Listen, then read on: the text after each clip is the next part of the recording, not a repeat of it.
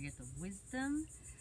I'm Mihaela Telecan, the host of this Facebook page and YouTube channel, as although I'm live streaming now directly on my Facebook page, this video will be shared on my YouTube channel as well. I see the two platforms as my place to share my life's purpose with you. So whether you follow me on Facebook or on YouTube, you have access to goodness I always have available for you. Hi Jackie, great seeing you, girl. How are you doing? So today it was super cool because I had a session with one of my private clients, and she's on her third week of working together. So quite at the beginning of our process, 3 weeks out of 12, and she's already experiencing what I call food freedom. And how do you know that? So she shared this wonderful story with me, and I was so happy to hear, because for many of my clients this actually happens much further in the process, not necessarily in 3 weeks, in the first 3 weeks.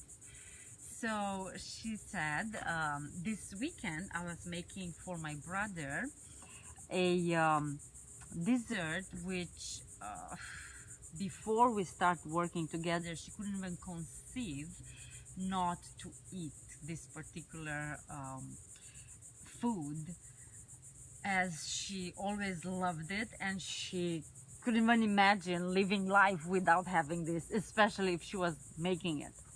So she made it and she packed it and she took it to him. He was in a hospital, actually, kind of an unfortunate circumstance. But after the fact, she realized that she did not care to eat the dessert. She didn't feel deprived. She didn't have to struggle not to have it. She didn't feel like she was missing out. In fact, she had absolutely no emotional response to the food. She made it like just like she would pack a box of shoes. She would wrap a box of shoes and take it to him. And she had absolutely no emotional, normal emotional response that would be triggered by food, especially those kind of foods that fit in the more addictive category, like ice cream and other desserts. So she was puzzled by that, but then she realized that she came a long way. That meant she is in a place of redefining food and letting her body to take over the thinking mind. In fact, she didn't even think, oh my gosh, I'm making this, therefore I'm gonna have it. She just followed her body. The body did not have an emotional response. She didn't salivate. She didn't think she wanted it. She wasn't hungry. Therefore, she didn't have it. And after the fact, she became aware of what actually happened. And I think this is such powerful, first of all, powerful feedback from her, but such powerful place to find yourself when you optimize the way you eat, when you go through your own cure, when you connect to your body's needs, when you are willing to receive the messages from your body and to allow your body to guide you, not to rely on your thinking mind, because the thinking mind can be scared, can want things from a place of I'm alive, therefore I want it, I like it, I want it. So when we allow the body to take over and lead us in refining our relationship with food, it is so powerful.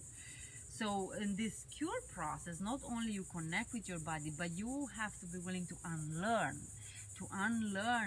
the fearful information you have acquired. Oh, if I don't eat every 2 to 3 hours, I slow down my metabolism, it's harder to lose weight. Therefore, it's not safe to fast. If I eliminate carbohydrates from my diet, I don't know, my thyroid slows down. I mean, there are all sorts of so-called nutrition facts out there that we are exposed to. And I mean, you do a Google search and bam, you are inundated by conflicting information. And then you pick something that you think makes sense, and that takes over your body, and you make your choices based on that. So in order for you to let your body guide you, you really have to unlearn. So you don't make your food choices based on fear. You don't make your food choices based on anybody's studies or results, not on your friends, not on your mothers, not on the latest peer-reviewed paper. You let your body guide your food choices. And then as you do this, as you connect to your body and you unlearn, you also experiment with food and you redefine what fits the category of food that meets your body's needs. And as you do that, you see, you will elevate yourself. Your whole entire living is elevated to the next and the next level. And that's, in a nutshell, the cure process. So if you embark on a food and lifestyle change and you go on it with the idea of I'm going on a diet to lose weight, to fit in this dress, to, I don't know, reduce inflammation, whatever your goal is, as long as you go on it thinking that it's a diet, and after this diet through which you're gonna suffer and you're gonna restrict yourself and it's gonna be so difficult, but you're gonna lose so much weight or you're gonna feel so much better, if you approach it this way, rather than, again, from a place of deep love and connection with your body and honoring and respecting its feedback, you are setting yourself up for failure. And there's no two ways about it. Because it's not a diet that you need. You need to find what works for your body.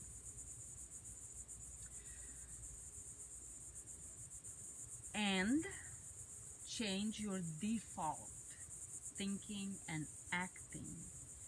So you never have the need to even bring into the discussion, oh, I need to be on a diet. It will no longer, that literally disappear, just like the emotional response to foods that are not serving your body disappears. It just falls away, and you just find your way. Find what works for you, is sustainable, is effortless, is just like I always say, just like breathing. Eating and breathing are both biological functions that our body needs in order to not only survive but thrive. So if breathing happens automatically and it's effortless and you don't have to allocate much of your thinking power to how you breathe, how often, how deep, is it belly breath, is it diaphragmatic, is it chest, is it whatever. So if that's not, right, it's not happening, because you just breathe. You know when you need to take a deep breath, and you know when you need to just breathe more superficially. It just happens automatically because your body has the inner wisdom and guides the process. The same exact thing happens when it comes to food. You will not have to be consumed by or over preoccupied, be preoccupied by to have food related thoughts. Yes, eating is different because you have to choose the food. Like breathing is only one air, right? We breathe. It's not like we have different air compositions and we have to choose. When it comes to food, it can be more confusing. But the act of eating in and of itself is just as natural and built into our body. The body has the inner wisdom to guide us into making our food choices.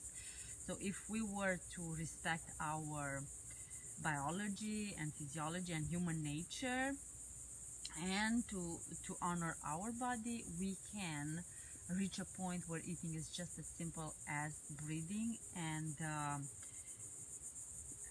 suffering is not involved, with willpower is not involved, it just flows. So I hope this will inspire you to try to connect your body, to unlearn what needs to be unlearned, to be willing to unlearn, because there's a lot of false nutrition information that has been drilled on us. So it can be difficult to even try something if we are afraid, if we have doubts. And then redefine food for you, because what is food for me may not be food for you. And be happy to elevate yourself to the next level. That's, in a nutshell, what the cure method is. And that's how I work with my private clients. And of course, I'm getting bitten by mosquitoes. I think I have to run. And of course, I personally follow the same methodology. And if you, again, if your goal is not to be on a diet, to fit in a dress, to drastically lose some 10, 20, 30 pounds so you look sexy for a wedding or for a reception or something like that, if you are super ready to love yourself unconditionally, to love and care for your body, for the precious gift that it is, and you are ready to make some deep, meaningful changes in food, in relationship with food and lifestyle, and you want to have support so you don't wobble and fall off and you find yourself being on a diet. Hey Rebecca, thanks for coming live, girl. I am more than happy to talk with you about how I work, how I support my clients with a 12-week program to find your cure. It's possible to anyone that has the desire. You have to desire that. You really, really want to have that really, really bad. You really have to believe that you can have that, and you've got to take actions. The answer is always in the actions. No two ways about it. You act, you learn from the action you take, and you move with what works, and you make the changes as is required, and as again your body will guide you to do it. Thank you so much for coming live. I will see you in the next video. Have a fabulous rest of the day, morning, evening, whatever it is where you are and when you're watching this video. If you're watching the replay, hashtag, what's the hashtag? After party. And if you want to talk about my coaching program, definitely message me, because I am available and here to talk with you. I will not send you a robot message. I answer to all the inquiries that come my way, whether it's email or messenger. Easiest, of course, since we are here on Facebook, it's messenger. If you're watching this on YouTube, you can email me. I have a way to contact me there, or you can just comment right below the video. Much love to you, and don't give up. You can find your cure.